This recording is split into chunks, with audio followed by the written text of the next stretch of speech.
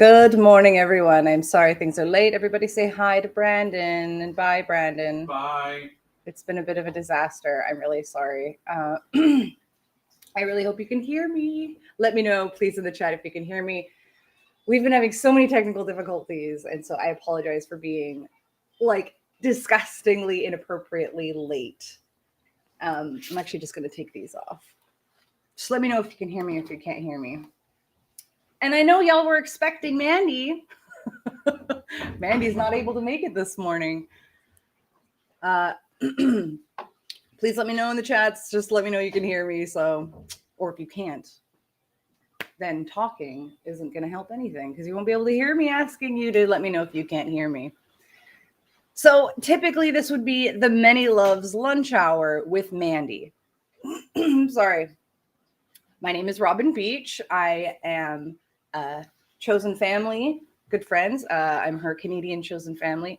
I live in the traditional, ancestral, and unceded territories of the Coast Salish and Musqueam Indigenous tribes, colonially known as Vancouver, Canada. So it is just after 9 o'clock in the morning for me. And so I had to set my alarm. I've just rolled my tired ass out of bed. And I was like, you know what? No makeup today. Just rage. Because, excuse me. I'm going to explain what we were going to talk about today. And Mandy is not able to make it. She's going to try to pop in later. It's a work thing. She doesn't have any control over it. So I guess I'll just do this on my own. Thanks for ditching me, Mandy. Because we really, really needed, both of us need to talk about this. Is we want to talk about reproduction. I'm just calling it reproductive bullshit. And you know what? My American loved ones, I'm really going to need your help explaining certain things. And I'm actually going to be here on the computer looking this up. And I can help try to weigh in on some Canadian stuff. Though right now, I will say that us Canadians are very upset. I'm speaking on behalf of all Canadians. We're not okay with everything Roe v. Wade that's happening in the United States. It's not okay. And a lot of us are scared that that's going to happen up here. And then, of course, a lot of the same fear is, okay, well, what's going to happen next? If this shit can happen, it's scary. It's scary. I do have some positive stuff I want to talk about today as well. Because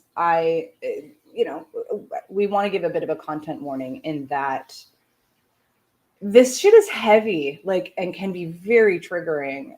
So you obviously feel your feels. This is what this space is supposed to be, as inclusive of a space as possible. So yeah, I'm going to be feeling some feelings. You can feel your feels, anger, sadness, rage. Just be respectful in the chat and do what you need to take care of yourself, please. If you need to take a break or you need to leave, that's fine. That's totally fair. You do what you need to take care of yourself. Because there's feelings, but there's also positivity and fear. There's a lot of feelings. I am actually getting my uterus removed. It's also known as a partial hysterectomy. That is leaving leaving the ovaries, taking the fallopian tubes, taking the uterus, and yes, taking the cervix out. I'm happy to answer any questions or discuss. I'm nervous, mostly because I do not make a very good patient. There's a lot of healthcare providers don't make very good patients. That's a bit of a stereotype, cliche, and it's a stereotype for a reason. There are a lot of healthcare providers that are awful patients, and I am one of those. I don't like not being in control. I don't like the idea of going under general. I've done it twice, and I hated it both times. But, Mandy mentioned something. She told me something that felt very... it was really helpful. It's actually one of the most helpful things someone could tell me. And it was what Mandy told me yesterday. I think she said,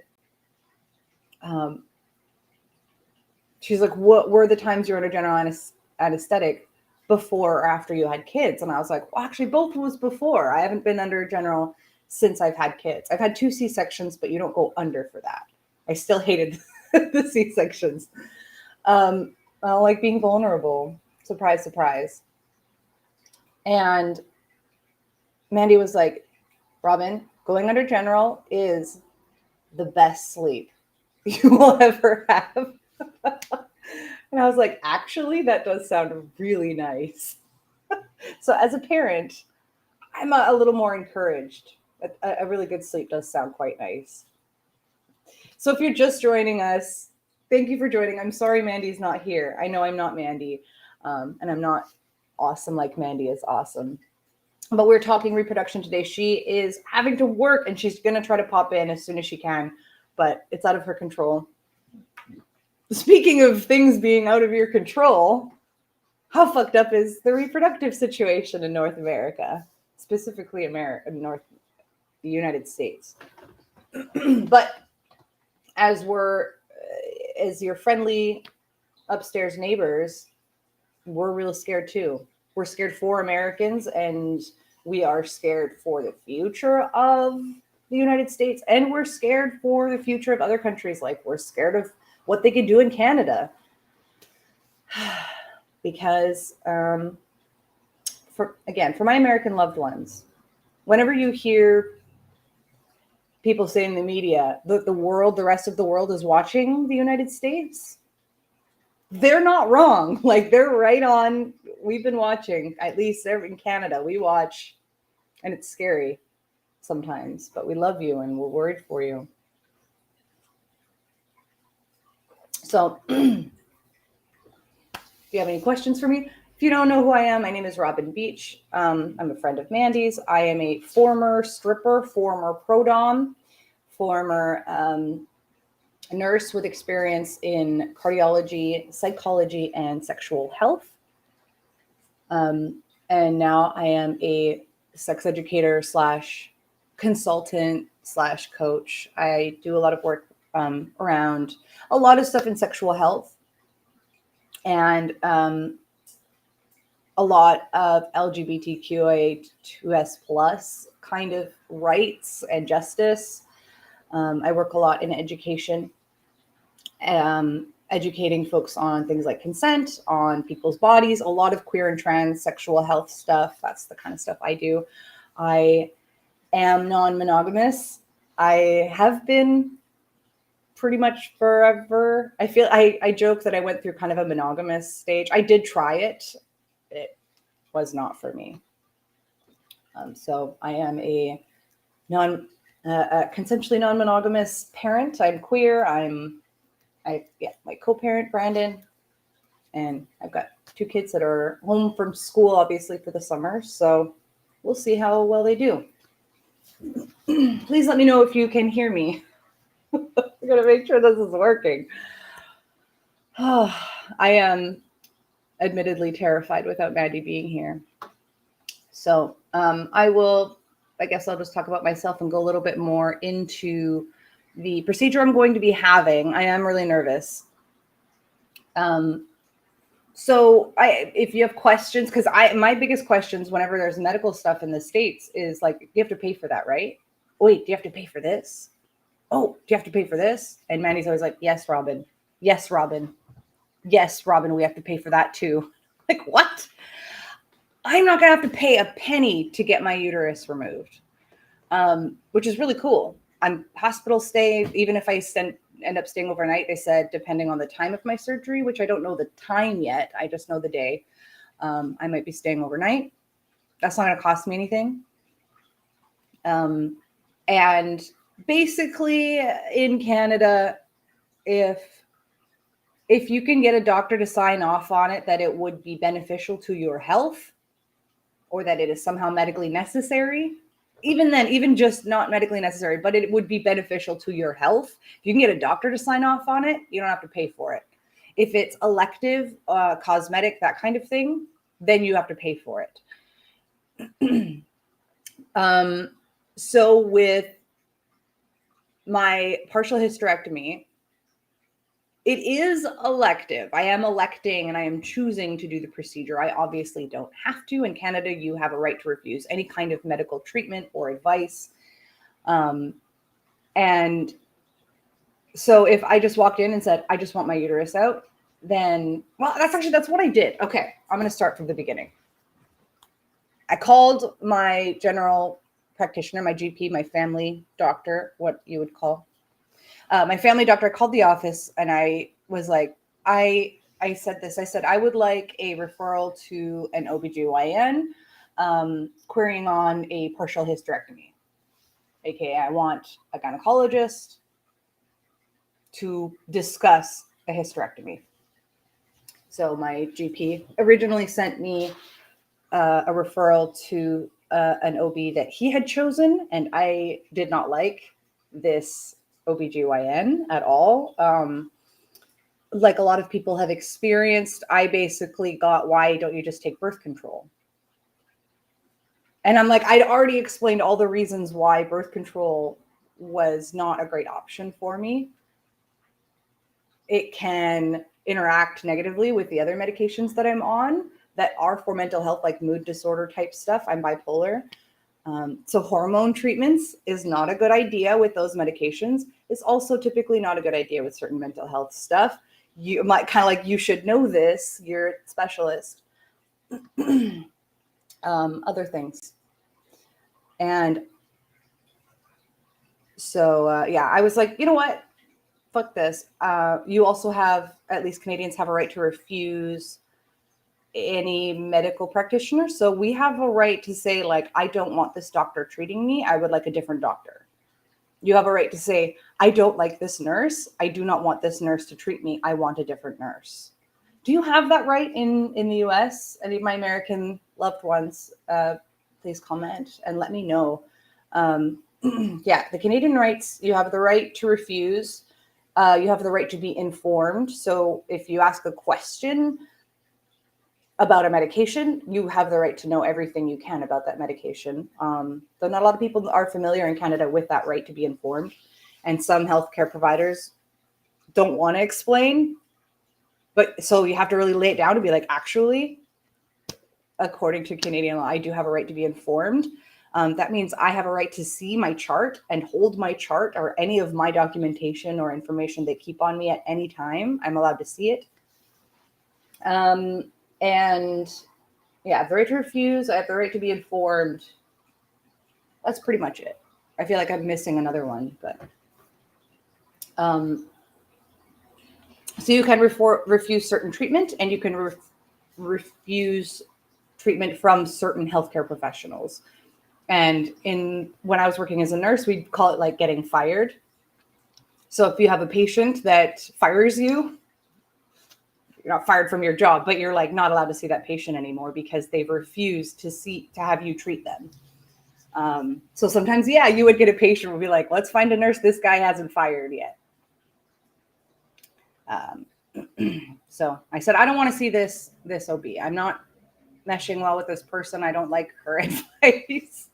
I disagree with a lot of what she's saying. I know she's a specialist, but this is not who I'm looking for, and this is not who I want operating on me. So at that point, I don't know how it would work in the States. What I did was ask my friends around, basically, to find a good OBGYN. Got the name of one that was highly recommended by a friend, and then said to my doctor, my GP, my family doctor, here is the OB. Can you give me a referral for this doctor, for this OBGYN? And he was like, all right, fine. So he just writes out a referral for that doctor specifically. So I requested that doctor. And some doctors he could say, no, I'm full, but he was able to see me. And I really, really, really, really liked this OB that I'm seeing now that is going to be performing the partial hysterectomy. Oh, he was such a breath of fucking fresh air.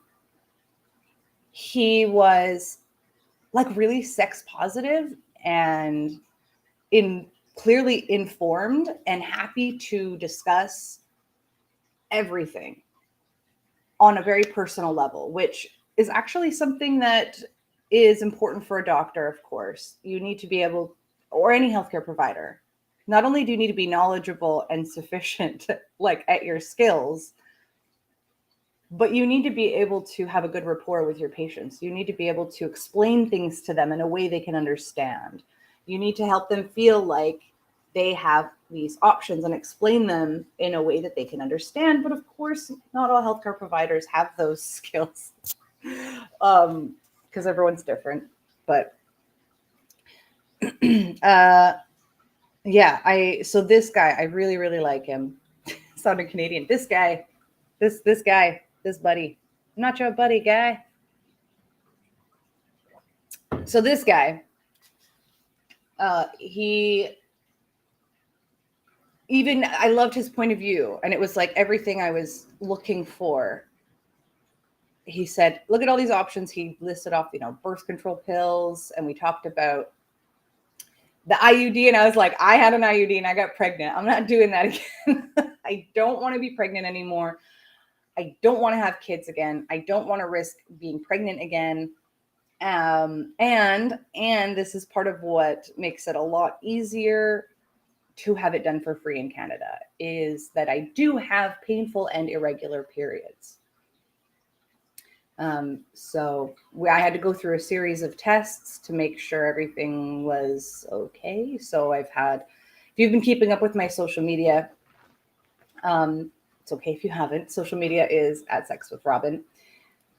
I've been getting ultrasounds. I had an internal and external pelvic ultrasound, pap smears, all this other stuff.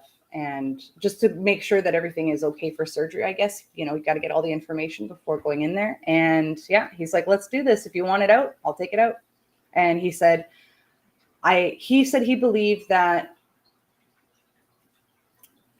all of these other things, these other options that are non-invasive, which are totally valid options for some people, things like hormonal birth control pills, things like an IUD, things like the patch or the shot, or I'll get into the other stuff. But those things, he's like, no, you have a long time before menopause, which is true. I have at least, knock on wood, at least a decade and a half before I have to start thinking, okay, maybe we're looking at menopause. And he's like, your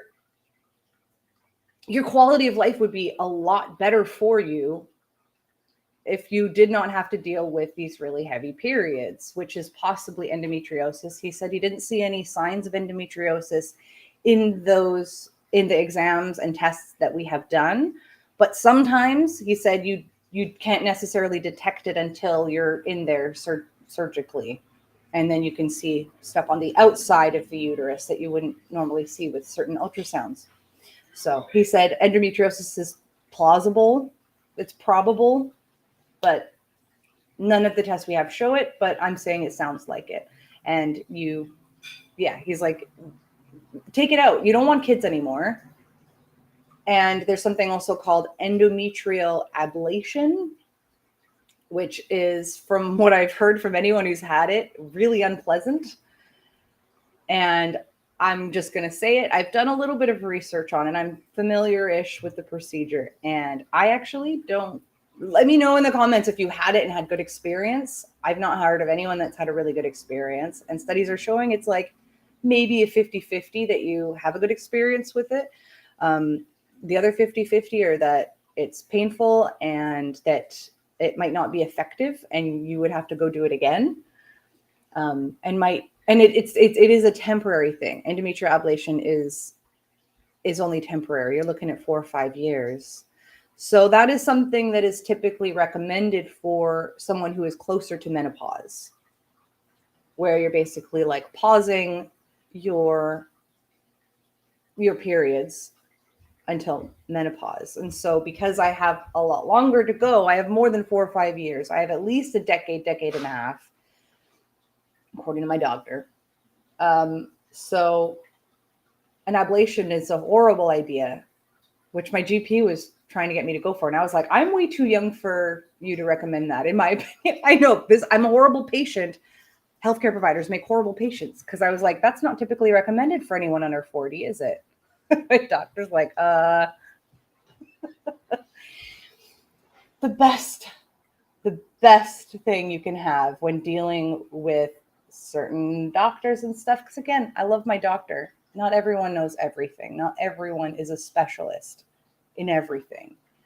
And the first thing you learn in at least nursing school was your education never ends. You think you know stuff, and then 5 years from now, the whole medical world has changed. So you have to be constantly learning, and no one's a specialist in everything. So the best weapon you can have in a healthcare setting is knowledge. Oh, Emery. I love you. Here's a comment from Emery. You busted that doctor. Yeah, that's my GP. He lets me bust him, but every now and then I'll bust him, and every now and then he busts me. But yeah, it was like, why are you recommending this? I'm not even on the later side of 30 to be, I'm still 34. Still on the other side of that, I'm still in my early 30s, right? I'm like, they're not typically recommended for someone under 40.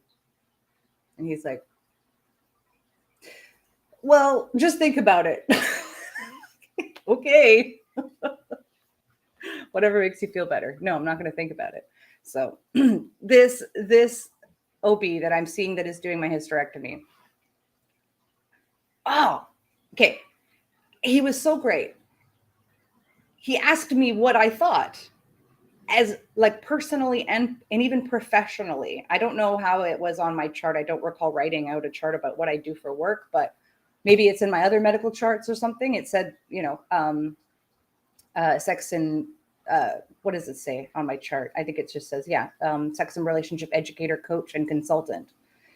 And he pointed that out, and he was like, oh, we can have a good talk. And he like was excited to talk to me. At least he appeared that way. And we had a really great discussion over whether or not to remove the cervix. And I was like, I've heard both sides. What do you think? And because he asked me what I thought. And I was like, honestly, I've heard both arguments, but I wouldn't have a knowledgeable enough choice, at least in my opinion. I've just had a little bit here and there. What do you think? And he's like, I have an opinion. And he said, my opinion is that you remove the cervix. And he said, this is why. For a few reasons. One, if you're keeping the cervix, which is of course attached to the uterus and the vagina, you would have to figure out where among the uterus you're going to cut the uterus off, right?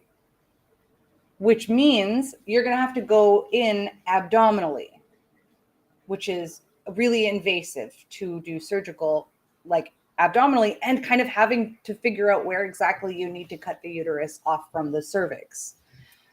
As opposed to, if you take the cervix, he doesn't even have to go in abdominally. He's going to do the surgery through my vagina, which I think is really, really cool. He's basically going to go into the vagina, to the cervix, and do an incision on both sides of the cervix and kind of around. And they're going to scoop out my uterus. And they're going to, I'm sure it's a little more eloquent than scooped, but that's what I'm going with, because I think that sounds really fucking cool. And they're going to keep the ovaries in, which of course the ovaries are to keep the hormones. So there will still be hormonal cycles that I'll be going through. There's no need for hormonal treatments if you keep the ovaries in, and there's no risk of early menopause, virtually no risk of early menopause or needing hormone treatments. He did say that because the hormones are still present, he said, if you notice you have an emotional cycle due to your hormones, that will likely still be present. So just be informed. If, for example, what I do is I get really, really, really sad for one day, right? It's always the day before my period. And I have to remember that it is probably a period thing coming, because it's just like everything is hopeless and I get very weepy and sad and I get very Eeyore. And it's just that one day. And then the next day I get my period. So I told him, he's like, okay, that's probably still going to happen after your hysterectomy. And that's just that's literally the period you're going to get, is that one day of sadness. And I'm like, I'll take it. I mean, it sucks, but I'll take it. So the emotional cycle is still going to be present. Hi, Creeper. And oh yeah, Emery commented, yeah, my mom still has PMS. Yeah, that's because the ovaries will still release the hormones. Well, that was subtle. Brandon. The cervix, taking the cervix out. So they're going to take the cervix through the vagina, which I just think is really cool. And they're going to take the uterus and then the fallopian tubes, and they're just going to leave the ovaries. And then they'll take that out through the vagina.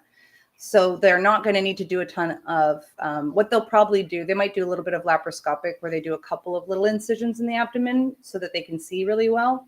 But most of the surgery is going to be performed through the vagina. And then they take the cervix out, sew it up, and then I'm going to call it my hot pocket. Brandon hates the hot pocket term, but I am in love with it. I want to call it my hot pocket now. Here's the other reason he said he recommends taking out the cervix. Also, no cervical cancer and no more pap smears, which was like, what? He was doing the pap smear. And he said, this is the last pap smear of your life. And I was like, oh, thank you.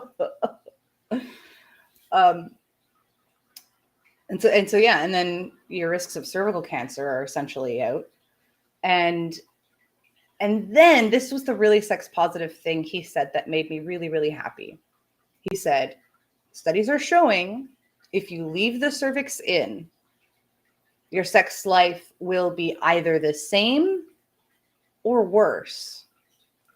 If you take the cervix out, studies are showing your sex life will either be the same or better in terms of sexual pleasure. And I was like, well, sign me up for the better, even just the same, because that is a scary thing. That is actually something that makes me nervous, because that's like, she's sacred. She's kind of sacred.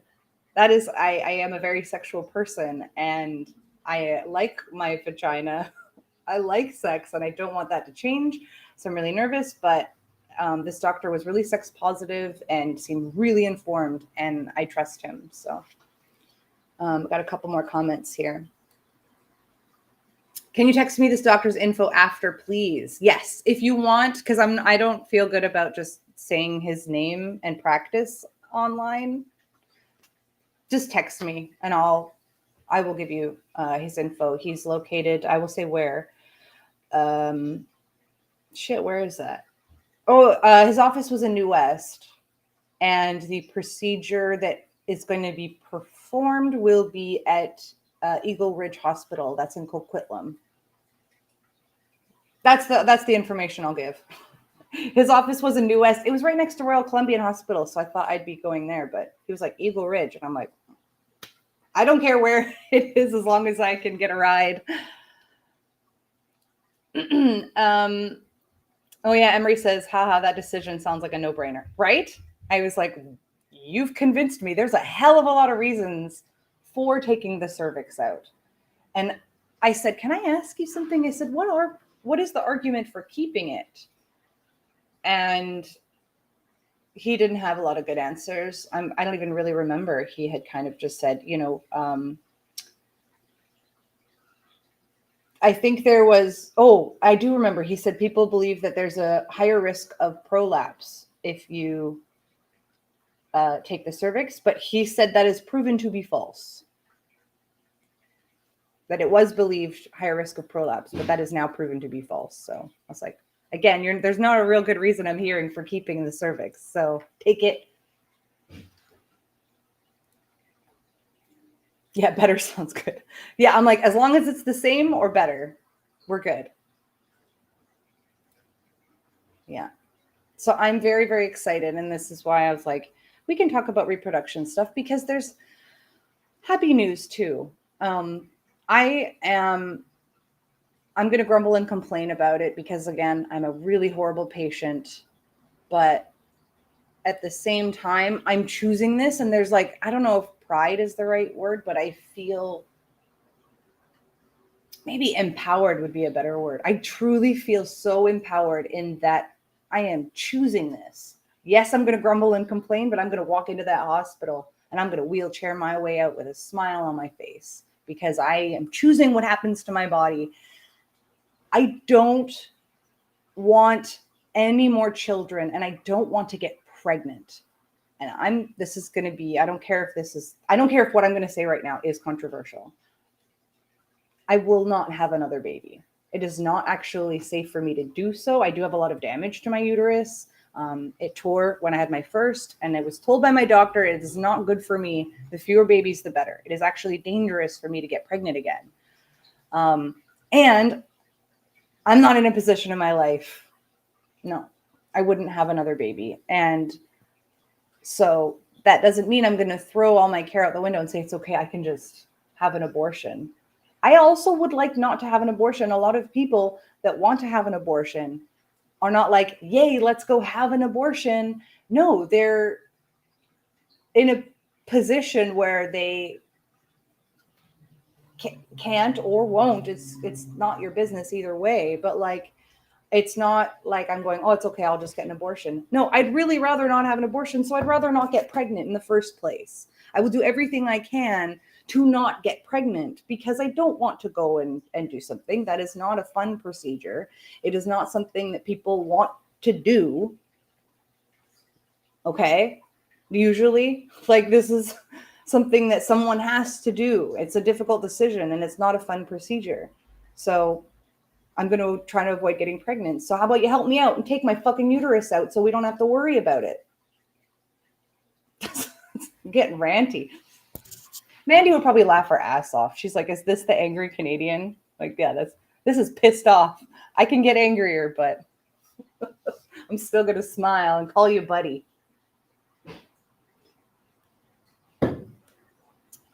Emery, I'm sorry for your thank you. I'm so thrilled. I am really thrilled that I'm choosing this for myself. And I'm not going to have to pay a dime. And yeah, it just feels good to say, no, you don't get to decide what happens to my body. I do. I want my uterus out. Take it out. Keep it if you want. I don't want it. So I was asking, now I got to be careful what I say online because I don't know if this is illegal. If anyone needs certain things from Canada, like the morning after pill or Plan B, whatever you want to call it, is it illegal for me to just mail a whole bunch of those to the States? Like, honestly, if you need some, I'll send you some. Does anyone know if that's legal? Do you have access? These are some of my questions because I'm not familiar. I'm trying to kind of familiarize myself with what's going on in the States. I'm actually just going to start pulling up some Google stuff because I was watching and I didn't finish it, but I'm going to finish it after this. If anyone's familiar with Legal Eagle, it's fun to say. Legal Eagle. He's a YouTuber. He's a lawyer. He has a video discussing Roe v. Wade, and I was think halfway through it when I had to do some stuff. So yeah, do y'all have access to Plan B? Is that something that is going to be taken away? Let's look it up. I'm looking it up.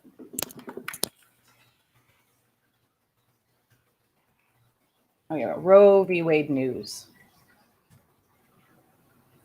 So this shit's so fucked. What does this all mean? Right? What does it all mean? Oh, thank you, Emery. It says, I think we still have access to Plan B and the morning after pill. I'm pretty sure that's what Mandy said. Yeah, that she had said, oh, no, we still got it. And I know that they're basically making it about each state. That, I don't understand that. I don't get it. Like, at least in Canada, most of the like big laws are all national. There's not a lot that's by province. There's maybe a few like the drinking age. in Canada, depending on what province you're in, is either 18 or 19 for drinking age. Yeah, here in BC, it's 19. So everyone jokes that everyone from BC, we go over to Alberta when you turn 18, because in the next province over, it's 18 for legal drinking age. Other than that, things like gay marriage, nationwide, cannabis, nationwide. Most things we do are nationwide. Any kind of reproductive stuff, to my knowledge, is all nationwide in Canada. So I'm also hearing that there are certain states that are implementing laws that make it so that they can legally help people from other states have access to things like abortion rights, health care. Like, can we just call it that? It's reproductive health care, maybe? Or just rights? Okay. I'm putting it up. Emery's got it. And yes, I've said this so many times. Emery says, doesn't sound like a very united decision of the United States. It is so baffling because from a perspective of someone who is not American, I'm Canadian. It's like each state is their own like little country. They're also very different. And whenever I travel to the States, I do research on the state that I'm going to. I do. I usually look up certain consent laws, and I look up queer and trans rights and women's rights whenever I go to a state, because I know that there are states, Tennessee. In Tennessee, it is absolutely legal to discriminate based on gender or sexuality. What? That's why I look that shit up every single time I go. If it's a state that I've never been to or that I'm not familiar with their laws, I look up those laws in that state that I'm going to be in. Because it's scary. So we're like, how are they the United States again? And there's been some times where I've said things like, why don't they just split? And Brandon goes, you mean like the Civil War? Oh, shit. Yeah, I guess so. Got another comment here. We do still have access to Plan B, but they are coming for that next, Mandy. Yes, guarantee. Why not? Why wouldn't they stop? Fuck. People said this about Trump. He keeps getting away with it. So what's to stop him from continuing doing stupid, shitty, illegal, corrupt, fucked up, evil things? The Supreme Court is getting away with this. What's to stop them from doing whatever the fuck they want? Getting ragey again. Need more caffeine. It's scary. It is. That's the only word I really have for it. Is scary. It's nauseating.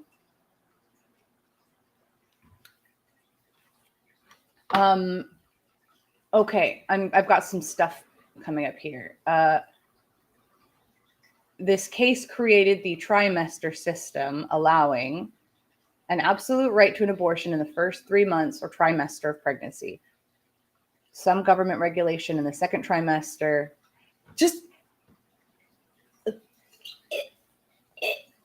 Did you hear? Some government regulation in the second trimester. Government regulation of my fucking second trimester? Go away. Get out of my uterus. Jeez. States to restrict or ban abortions in the last trimester as the fetus nears the point where it could live outside the womb.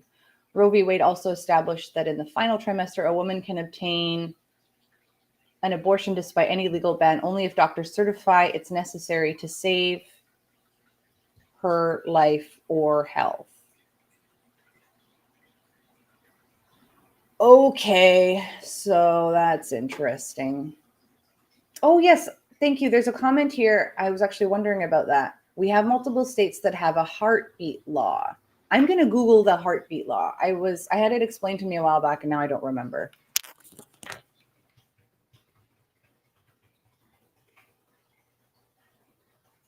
When it looks like it's different depending on what state you're in, because I see it popping up. Heartbeat law in Texas, heartbeat law, Ohio. Heartbeat bill explained. Oh, there's a heartbeat bill, Georgia and Oklahoma. Heartbeat bill explained. And the comment is, if a heartbeat can be detected, no termination. That's like pretty much right after you become pregnant. A heartbeat starts really early, doesn't it? I'm trying to remember how early it starts. It's like early. I'm looking that up.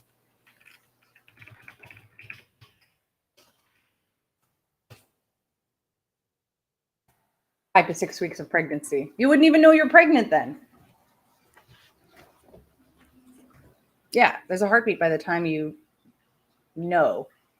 But I actually struggle to call it a heartbeat, like quotations, because I don't know if any of you have seen on an ultrasound what the heart looks like as it's beating. It is not a fully formed heart, like by any means. It's literally like a flap that pulses.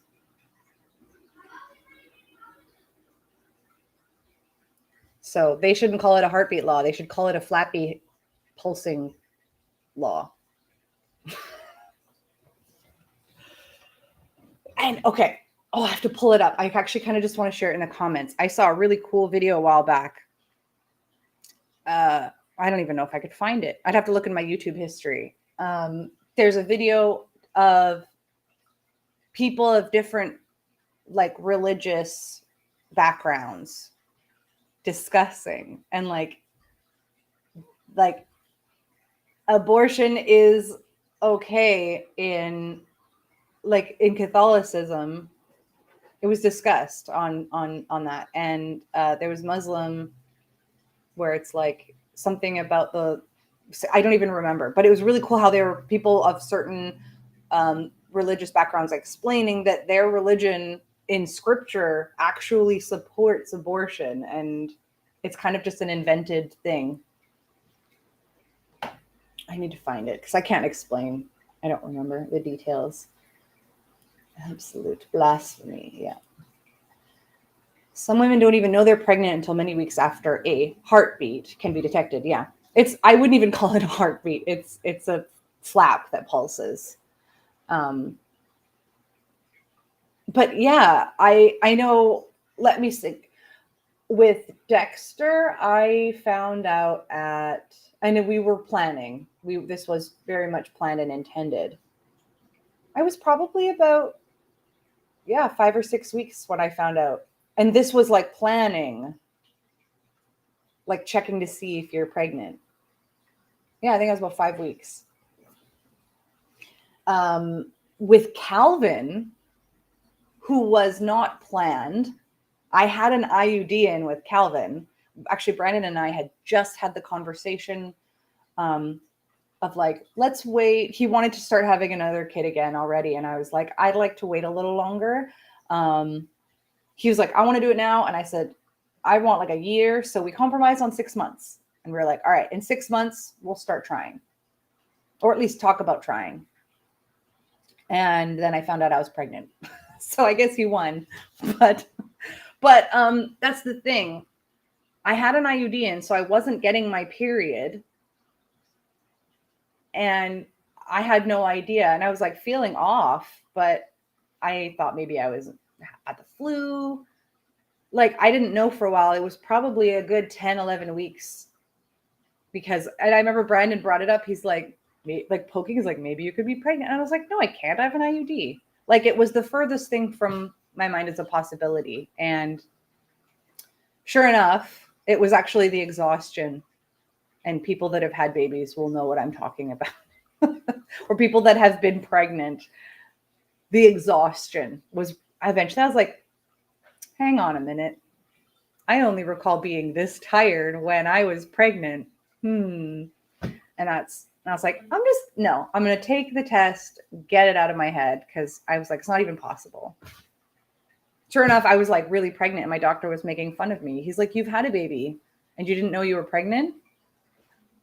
I didn't think I could get pregnant with an IUD. No, I didn't know I was pregnant. So I was at least, I think I was a good 11 weeks when I found out with Calvin. And I wouldn't have spotted it if I hadn't been pregnant before. There's my story. Comment, and I know that most OBGYNs won't even see you in Georgia until after 10 weeks pregnant. Yes, Mandy, that's a really good point. At least here, I know it takes a while to get in to see someone. There's usually, you have to call like right away, because especially for like midwives, there's long waiting lists sometimes. So like as soon as you're pregnant, you got to call and hopefully someone can get you in. Like sometimes you have to wait. And yeah, there are OBs that won't see you until you're a certain amount, just because the likelihood of a miscarriage is fairly common in, especially before 10 weeks. And I got another comment here from Mandy. Abortion is talked about in their Bible multiple times and is never negatively perceived in the stories. When you say their Bible, are you specifically referring to which Bible are we talking? But from my knowledge, a lot of religious scriptures of various backgrounds, it was like a normal thing. It wasn't a big deal. We've got Emery says, it blows me away how these men are claiming it's a heartbeat without having legitimate knowledge on what's actually in a woman's uterus at the time. Yeah, pretty much. Yeah, that's why I ask. I'm like, you know it's not like a baby. It's not like a baby that is this big, like a fully formed little baby hopping around. No, it's literally like a clump of cells. It's literally a clump of cells. And yeah, I still have such a hard time it's already 10 o'clock. We've already gone an hour. I've just been ranting. I was late. Just ranting about shit. Oh, the Christian Bible. Okay. Yeah. Christian Bible probably doesn't have anything in there that's like, they don't have a heartbeat law in the Bible. I can't.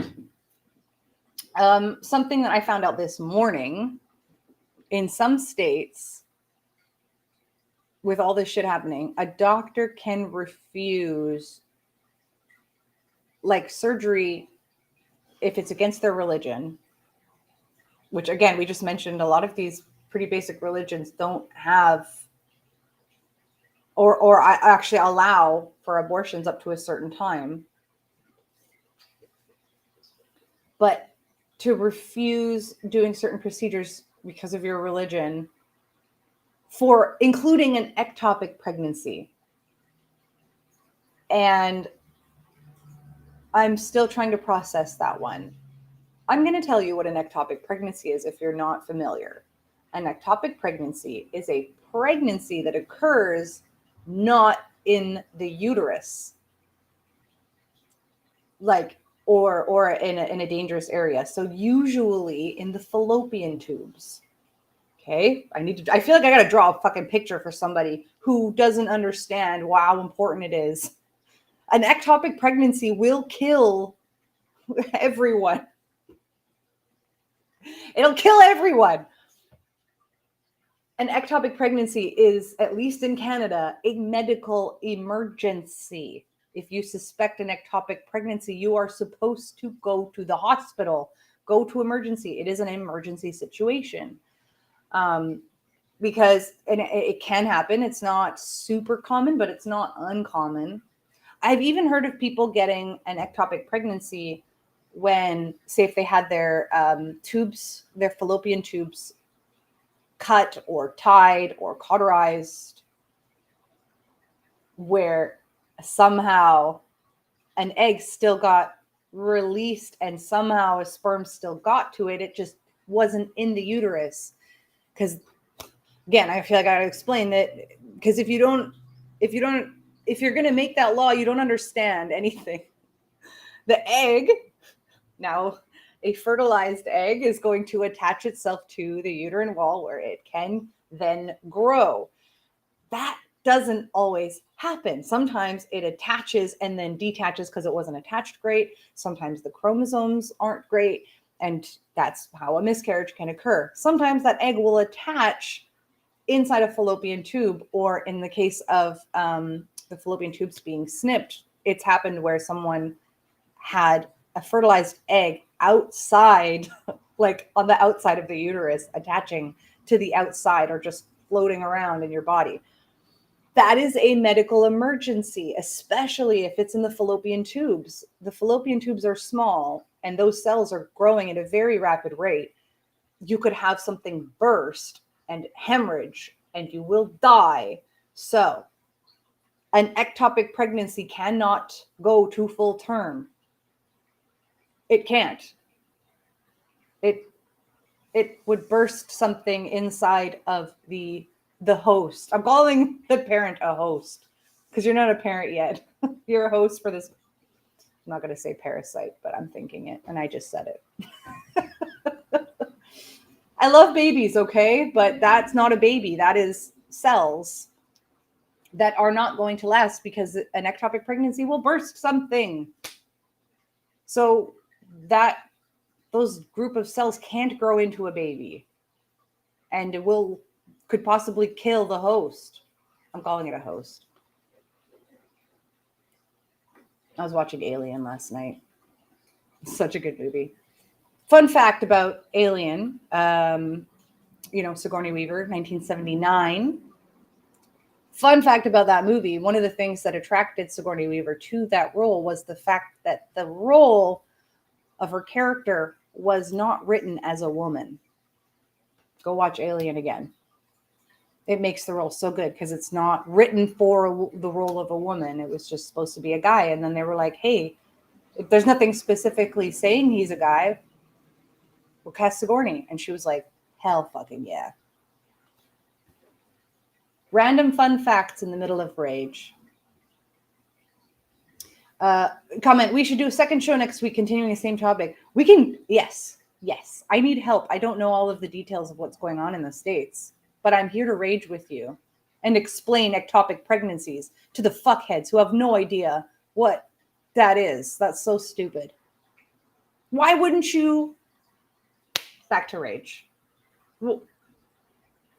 Why would you not perform something on an ectopic pregnancy? That is a medical emergency that will kill everyone involved. Ugh. I got to get to the comments before I rage more. Emery, thank you, Emery. You have awesome shit to say. You're really cool.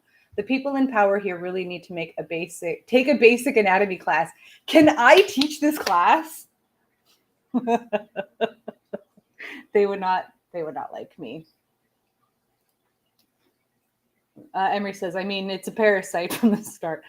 There are ways that it's definitely can be classified as such in certain terms. It's a lot. Your whole body changes. Your hormones are changing. I don't even your sense of taste changes. Going to a restaurant was really frustrating actually, because I wouldn't know whether or not I'd be interested in food until it was in front of me. Because sometimes it would be like, you could smell it and be like, nope. So I'd go to a restaurant, I'd be looking at a menu and being like, I know what I would normally like, what would normally sound appetizing to me, Robin, but I have no idea whether or not it's going to interest me.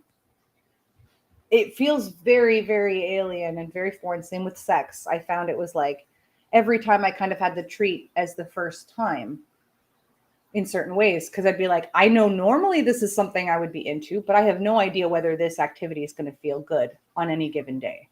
Hormones are a lot. Double homicide rather than just removing stuff.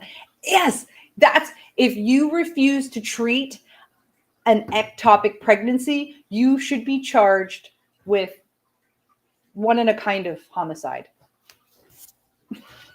One in a kind of. Because if we're calling it double homicide, then we're saying the argument that a thing of cells is a person. So one in a bit homicide. Or just put that argument out there. If you want to argue this is a human being, as it's a flapping, pulsing cells, you want to call that a human, then you get to be charged with double homicide. That's a really good point, Emery. Seriously. Here's the other one that really, really, really, really, really fucks with me that Mandy told me before the show. Help me out here. Help me out here, someone, because I don't get it.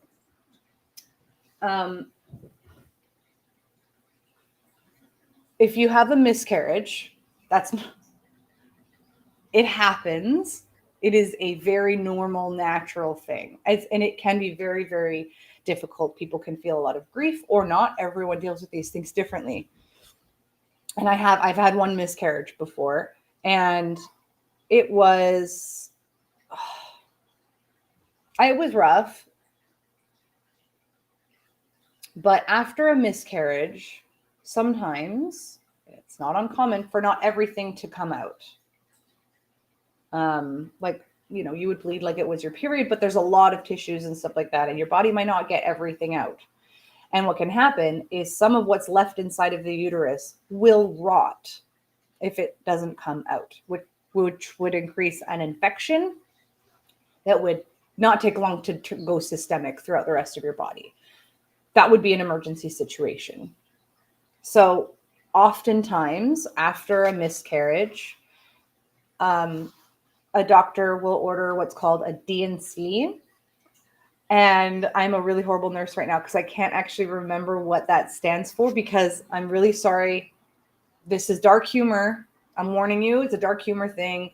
People in healthcare and other fields of work use dark humor as a coping mechanism. I know it, and this is not actually what it's called, as a destined clean. It's a dark humor joke. A D&C we would sometimes refer to as a destined clean. That's not what it stands for. But basically, you go around in the uterus and make sure that everything has come out so that you're not going to get an infection. That's what a D&C is.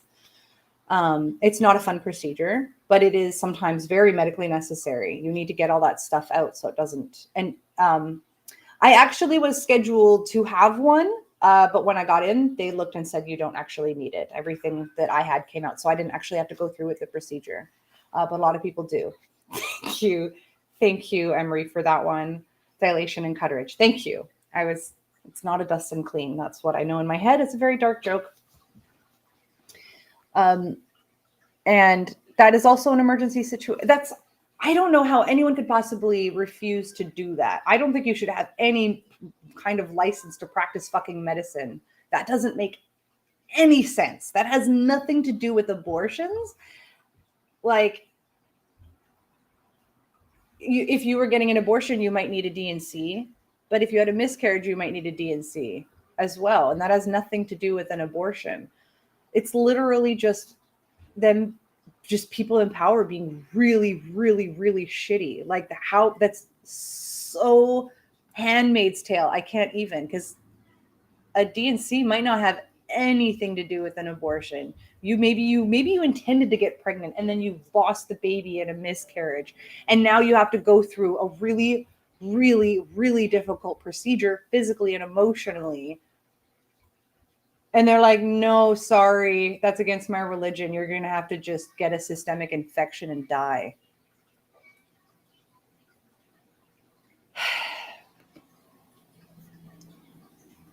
They're trying.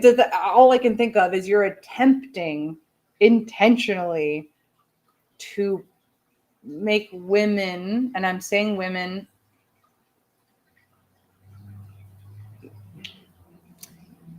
because obviously not all women have a uterus. I'm not going to have a uterus soon. I'm still going to be a woman. And then there are people that have, penises and are women, and that's cool too. But I'm saying women as like socially. This is patriarchal, like by a lot. You're literally trying to dehumanize what femmes, people with vaginas. I don't know what's going on. I'm so confused just because I'm like, what is it anyone with a uterus? Is it femmes? What's really going on, Supreme Court? and stupid, shitty people. Like, who hurt you? Should we talk? What's going on? Jeez.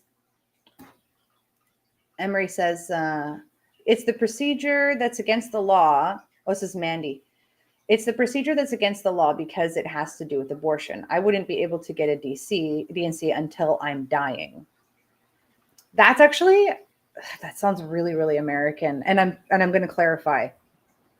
Americans don't seem to be super, and I'm not saying American people, I'm talking like American government. American government doesn't seem to really be on board with preventative medicine,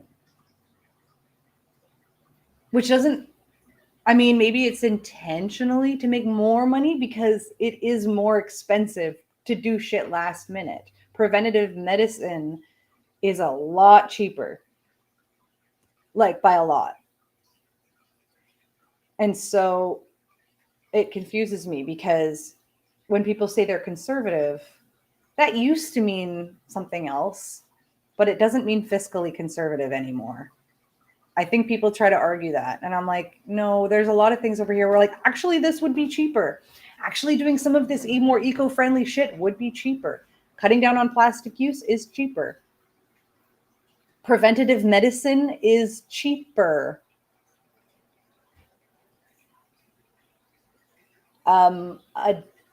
Addictions resources, mental health resources are cheaper than needing to deal with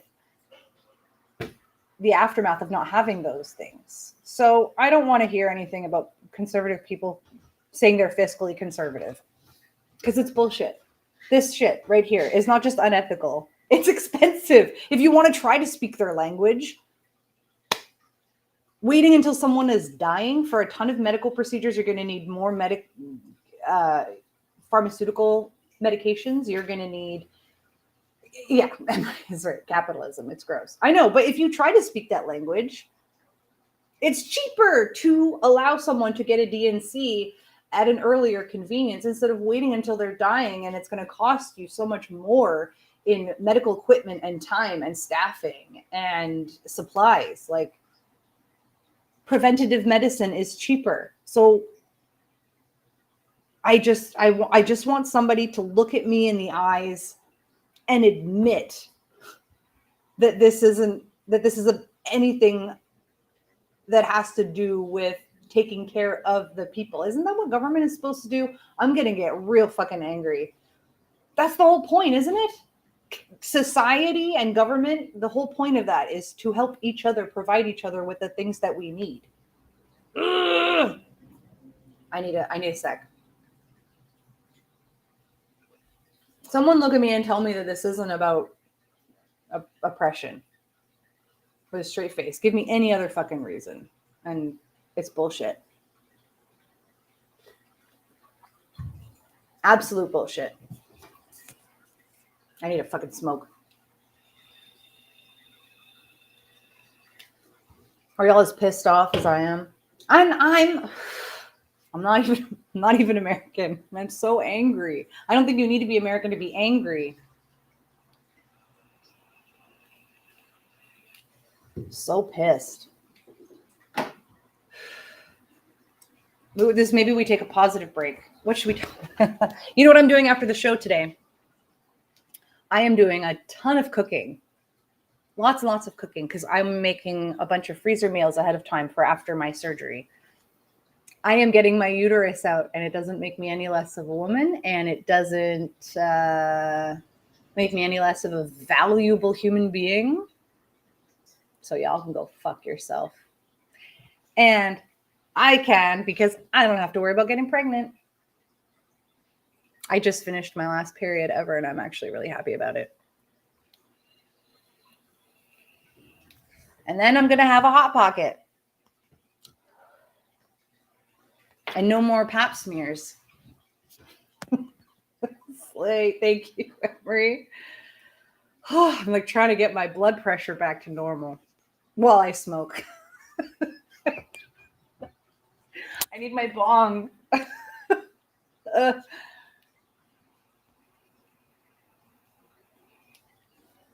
When is cannabis going to be legal throughout the United States?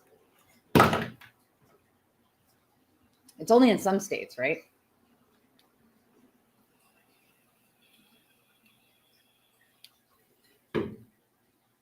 Ay, ay, ay. Scary shit going on. Just calm me down a little. I'm going to cook. Things I'm going to cook today. I'm going to cook. Oh, I'm going to make a chicken red curry. My red curry is my favorite kind of curry. I'm going to make a Thai chicken red curry, which I know Brendan was like, you're going to make curry for after surgery. It's like, okay, sorry, that is a dumb one, but I really like it. And so I'm like, okay, I won't have it right after surgery, but like, there's going to be a good couple weeks where having ready to make easy meals are going to come in handy. So maybe not right after surgery. I won't be having my red curry. And another bit of a heavy one. I'm going to make a chicken pot pie, but in like a casserole so that I can have pieces to eat. I do love chicken pot pie. It's very comfort food. And I have a bunch of stews and soups I'm going to make that are very easy on the stomach, you know, broths with rice and some veggies. That kind of thing. Those are the things I'm making. Some of the things I'm making today. And I've got a roast. I've got a roast that needs to get cooked. So that's going to be for dinner. And then leftovers will be freezer meals. So lots of cooking today. I'm excited. Yeah. Follow me on my Instagram and I'll post on my story. I'm not great at posting, but I try. So we're definitely going to have to talk more. So I will tell you the date of my surgery. It is August 2nd. It is actually really fucking soon. That is not super normal. There was a cancellation. I was told, and I've been keeping y'all updated on this. It was maybe only a couple weeks ago that I finally got the go-ahead from my OB when he was like, yep, let's do it. I'll put you in. Let me know if you have any questions. All I have to do is go in for some blood tests. Actually, I got to do that. I'm going for some blood tests just to get a baseline for my general health. But my only other homework is before surgery, cut down on the wine. All right. That's fair. But he actually gave me the go-ahead on the cannabis, and I will explain that actually. I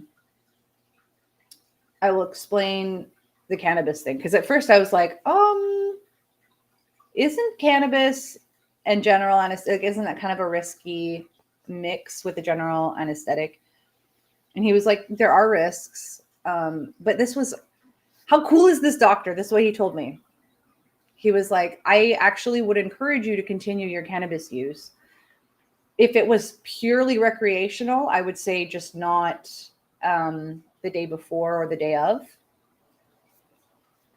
He's even like, the day before, probably not a huge deal, but just not the day of, if it's purely recreational.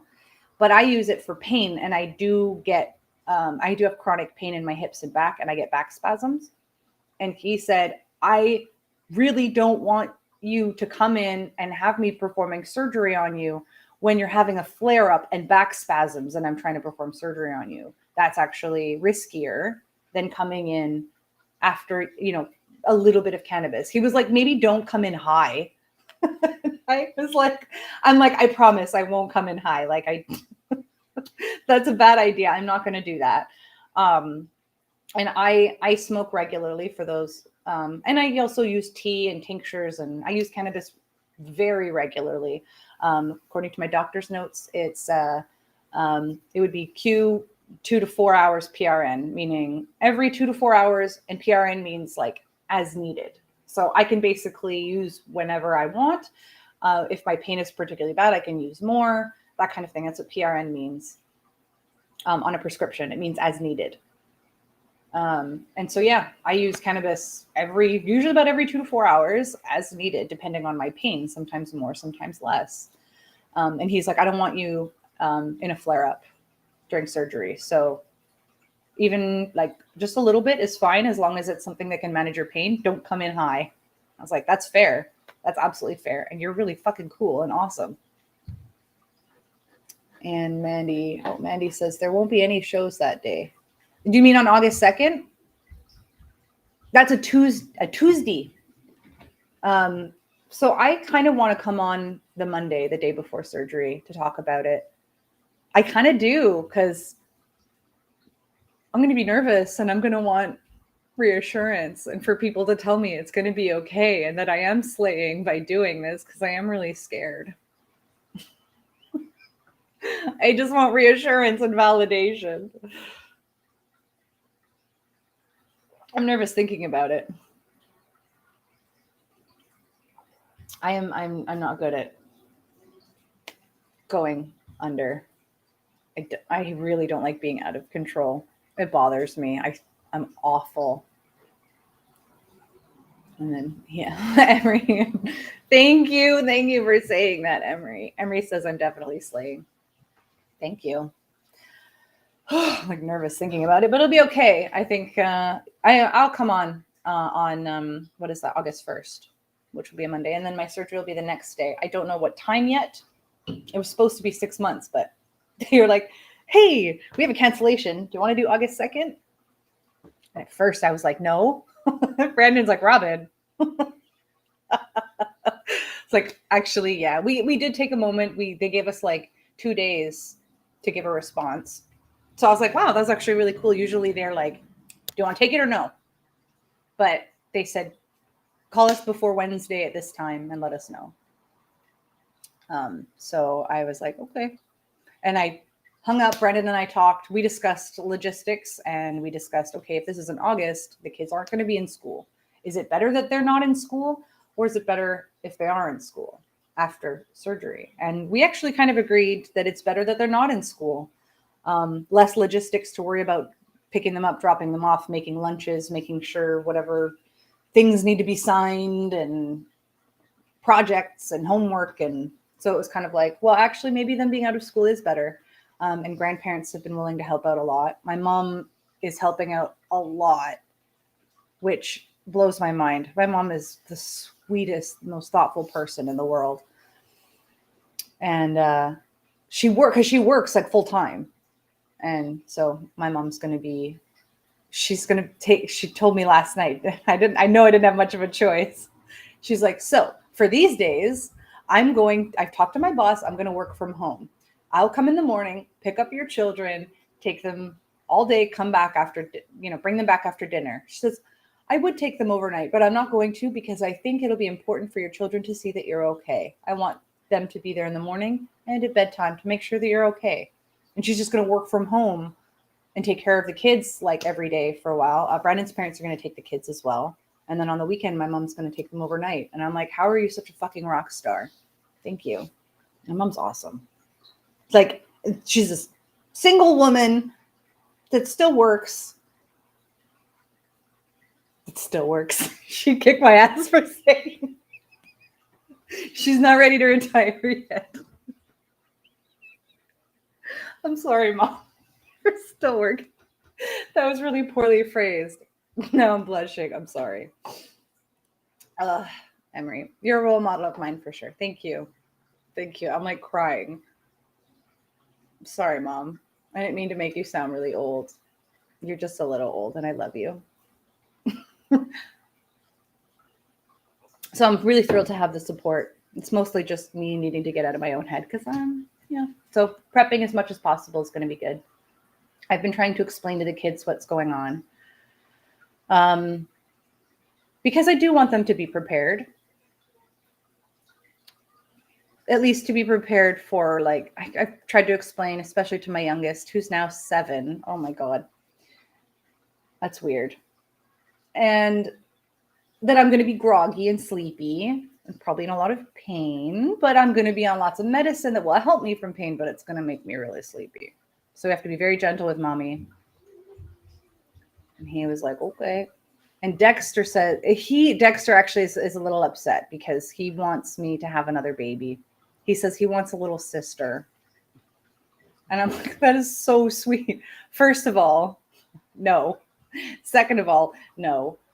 Third of all, if I did have another baby, we'd just end up having another boy. Like, that's what would happen. I'm sorry. You're not getting a little sister. Fourth, no.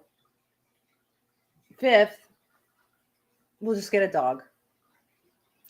I told the kids we'll get a dog. We are going to get a dog at some point soonish. That's another story. That has nothing to do with reproduction. We're waiting for Togepi to pass, basically.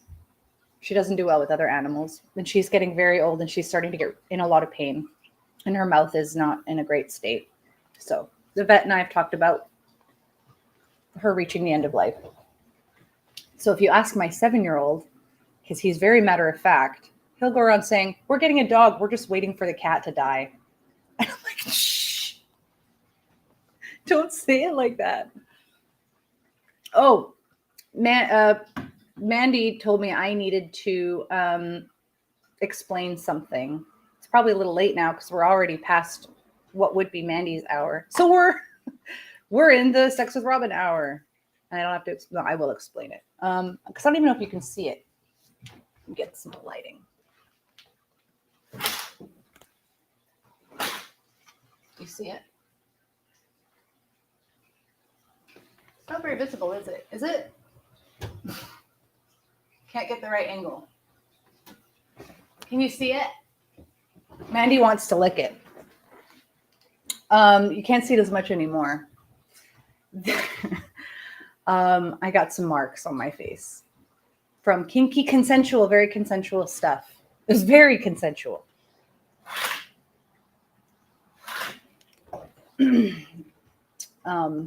Yeah, I really like grappling. I really like what's called CNC, consensual non-consent. Also known, I like the game, if you can flip it, you can fuck it. Where you're kind of grappling for the one being in control. Anyways, and I actually do find it, over the years, I have found it increasingly difficult to find someone that can kind of really take me. I don't want to sound like an egotistical ass, but topping over the years, you get better at it. And because my reputation is more of a top, I think it is harder to find somebody that is like, oh, wait, you want a bottom? And I'm like, yeah. They're like, but I know you as a top. Like, there's something intimidating about it. Anyways, so I've met someone who does. I just found out he did say he found me intimidating at first. And I was like, oh my God, come on. Come on. But he's not anymore. But he can take me, which is really cool. But it is a struggle. So he had his hand down. Consensually, it was so hot. Like, I was basically trying to, if you can flip it, you can fuck it. But I failed. And he had his hand on my face.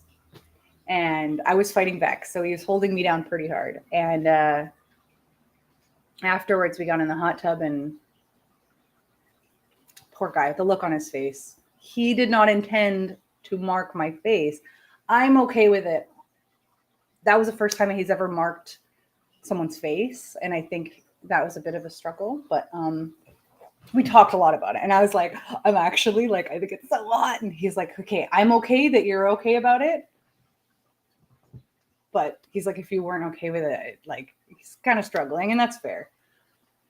And I'm like, trust me, it was hot. And if you're okay with it, I would like for you to do it again. So I was sending pictures because you could see it's more faded now, and it's draining down here. But I had some marks along here, and you could kind of see like where the fingers were. And he was like, I was like, oh, so hot. So Mandy, I sent her pictures, and she said she wants to lick it. And I was like, I want you to lick it. Too far away. Sorry, Em, if that was too much information. But you're pretty cool, so. Yeah. That was fun. So she's like, you might want to explain. I was like, okay. So there's my explanation. It was a sex thing. Totally consensual. And I have no shame, so I have no problem going to the store for something. I'm not going to put makeup on it. And it's okay if you want to. Like, it's your body. That's the whole point of this fucking show today. You do whatever the hell you want with your body. You are able to consent. and you were able to revoke consent, can we not just respect each other's bodies? I feel actually quite similar with things like drug use. Here we go. Whether or not you're asking for it, here you go. Personally, I like alcohol.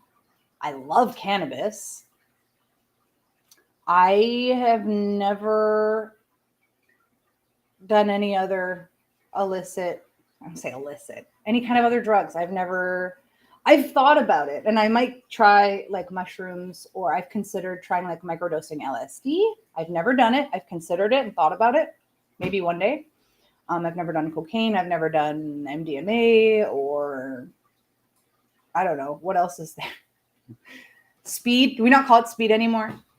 Molly, whatever. I'm not interested. I have control issues. I don't like feeling like I'm out of control. So it's never just been my jam. I have no shame like on other people. I worked as a stripper. I've been around a lot of cocaine. Been around it, people casually doing lines around me offering, and I'm like, yeah, no thanks. Never did it. Been around it a lot as a stripper. But just never really had any interest.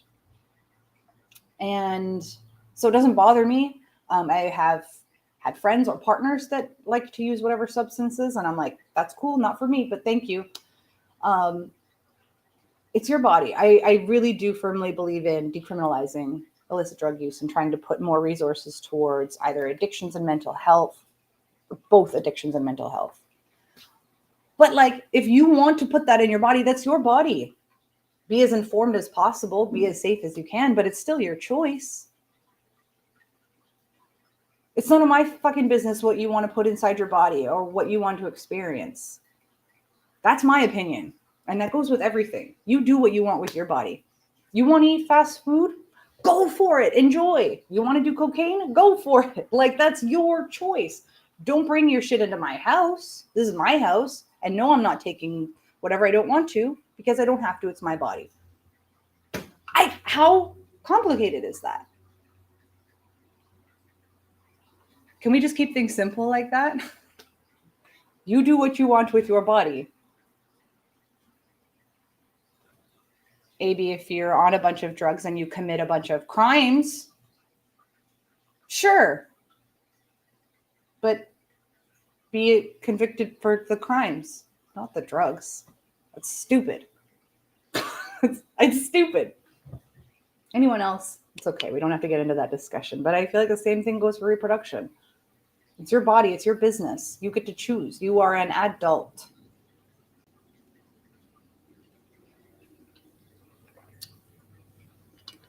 You want your uterus out? You don't have to be the one to take it out. You get to choose. I don't agree with the doctor saying, no, it's against my religion, but I kind of do a little bit. I can see a doctor being like, I'm not comfortable performing that surgery. Maybe. Not an emergency situation. Actually, now I got to think about that, because I'm pretty sure. Okay, in Canada, here's how it is. And I'm going to just go with my experience as a nurse. As a nurse, if you are in a facility, if you are on the clock working for a facility, you need to act. There is responsibility that falls on you. I'm sure it gets a lot more complicated, but to my knowledge. But if I'm not on the clock, if I'm not working as a healthcare practitioner or whatever, and there's an emergency situation, someone's bleeding, I do have the right as a citizen, because I wouldn't be on the clock no matter my medical background, I do have the right to say I'm not comfortable getting involved.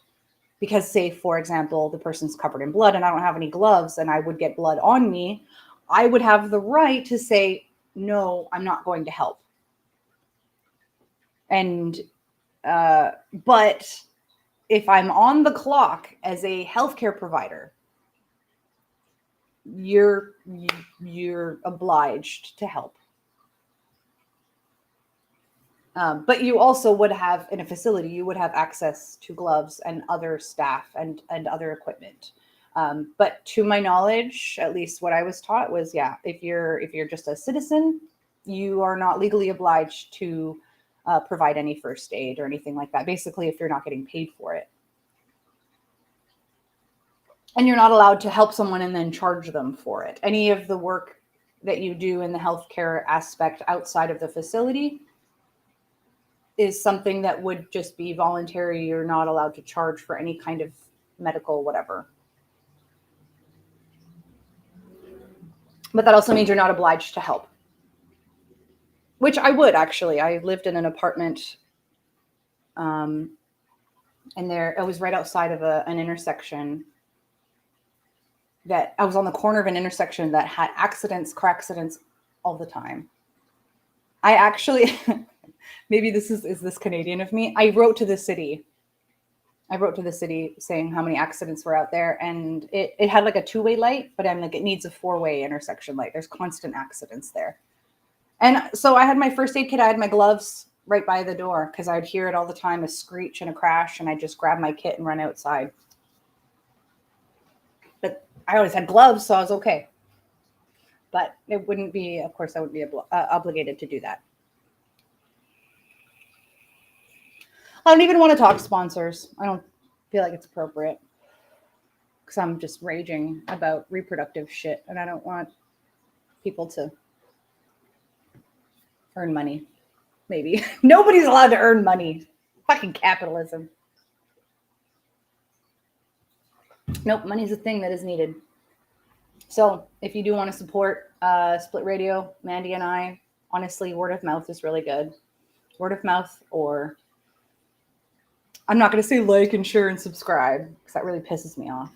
But any any kind of spreading the word is the biggest support in a lot of ways, especially with my one-on-one. Actually, almost all my clients, a lot of them are from word of mouth. So that is much appreciated. Thank you to all of those that do word of mouth, because we all live in this capitalist world where now we're getting rights taken away. That is pretty major rights. Okay, I want to see what kind of positive resources people can find before we kind of close up. This is my question, because I know there are certain states that are trying to be helpful. I have to be careful again legally, but I will just say, as a Canadian and as a fucking human, as a non-American, I will do what I can to help.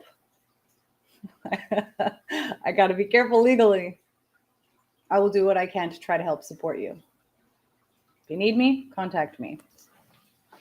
If you need something mailed to you, stop talking. If I had a lawyer, they'd tell me to stop talking. If you need a place to stay, open door policy.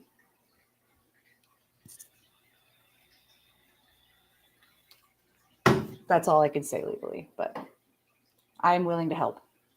How else can people help?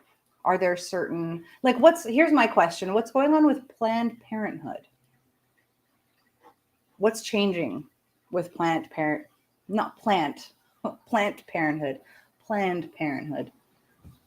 That's actually my next question. And I think maybe that's something I'm going to do some research on before coming back. I'm so sorry I wasn't able to provide a ton of information because I'm not as familiar with what's going on in the States as Mandy is, but I'm trying to learn and mostly just getting pissed off. But that's good. I think it's good to be angry as long as you do something with it. What should I do with my anger? I'm gonna cook lots. I'm a fan of rage cleaning. If I'm really angry, I will clean the house. I think actually, Emery, Mandy's told me that the others in the house can tell when Mandy's rage cleaning. I rage clean. It's a good way to get rid of energy. And then you're like, wow, my house is clean. And then you feel happier that your house is clean and you're tired. So it's perfect. So I'm going to rage cook and rage clean. That's my plan today. And I'm also going to, actually, yeah, let me grab the link and I'll put it in the chat. I really want, because I haven't finished listening to it. I really love Legal Eagle. Yeah, I hadn't finished. I just started the video on it. Where is it? Videos. Here we go. After Roe v. Wade, what next is what it is called. And there's also another one called How Supreme Court Killed Roe v. Wade. So I need to save, let's see. Copy, and now I'm going to paste it in the chat. Here you are. Here's the first one by Legal Eagle.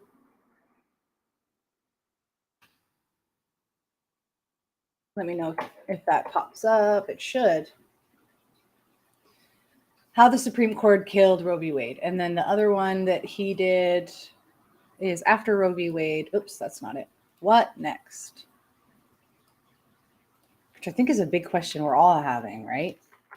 When I say we all, I do mean we all. I know I'm not American, but we're scared over here too. We're scared for our loved ones. I'm scared for my American loved ones. And I'm scared for that shit coming here. And what next? Right? Jeez. So thank you for listening to me rant today. I hope you learned something or at least had some kind of maybe catharsis. I know it can help to see other people upset, actually. That is something that I know helps me is when I'm upset about something and I'm just over here like, is this not fucking crazy? You feel like gaslit by the Supreme Court, and this Roe v. Wade shit is so gaslighty too. And you need to see people go, no, that's not okay. No, that is upsetting. To really help validate others and be like, yeah, it is okay for you to be pissed. This is something that should piss you off. Anyways, I think I'm going to call it. It has been a ranty morning. I actually do feel a little better ranting. Like I feel like I've let out a bit of that frustration. It's one of the things I kind of joke that Canadians are apparently known for swearing more, at least in terms of censorship regulation. Our censorship is not as strong as the United States. The United States is much more strict on certain language in radio and media. So maybe that's where that comes from. We do swear a lot. I swear a lot. But swearing has also been proven to be an effective way of releasing physical stress and anger and aggression, and helps with pain processing, like actually proven to do that versus either not saying anything at all or versus saying words that aren't actually swears, even things like fudge, blueberries, whatever it is not nearly as effective as the actual curse words. So I don't fucking care. I'll do that. It's healthy. We got to let that shit out. You got to let it out, Mandy. Okay, I got to go. I can hear children running around. So they're going to start interrupting me at any moment. I love you all so much. So much. I am, again, so sorry that Mandy was not able to be here today. And Mandy, it's okay. It's okay. We have to continue this next week because I know Mandy has shit to say and Mandy has smart shit to say. And Mandy has some angry things to say. And I want to hear everything she has to say. So thank you for putting up with just me. I was able to share just a bit of what's going on with my reproductive situation. So thank you for all of your support. And I'm happy to answer any questions. So either message me on any of the social medias at Sex with Robin. And you can find us on all of the things. All of our shows, of course, are still available on YouTube after they've aired. And They will be available on Spotify and SoundCloud. I usually throw that on at least less than an hour after airing. So that always shows up if you want to listen to previous episodes. If you want to hear us anywhere else or you want a certain platform, please let me know. I thrive on criticisms and advice. Sometimes I'm not always going to do the thing, but I like to hear it. That's kind of my stance on advice. You're welcome to give me advice. I might not follow it. I'm happy to hear other people's perspectives and knowledge sharing. I'm really all about sharing knowledge. I think the world would be a better place if we did more of that. So let me know. Let me know what you think. And otherwise, I will see you on the show next week. We always air live Mondays at, Mandy's show, The Many Loves Lunch Hour, is 9 a.m. PST, 12 p.m. noon EST. And then mine is Monday right after that, Sex with Robin on Split Radio. That is every Monday at 10 a.m. PST, 1 p.m. EST. And I love you all so, so, so much. Please take care of each other. Just all of the love and support. And you're not alone. All right. And of course, don't forget, if your family or loved ones do not support you for who you are, I am your family now. Love you all. Bye. Butt plugs, dildos, polyam. The Lou Smith is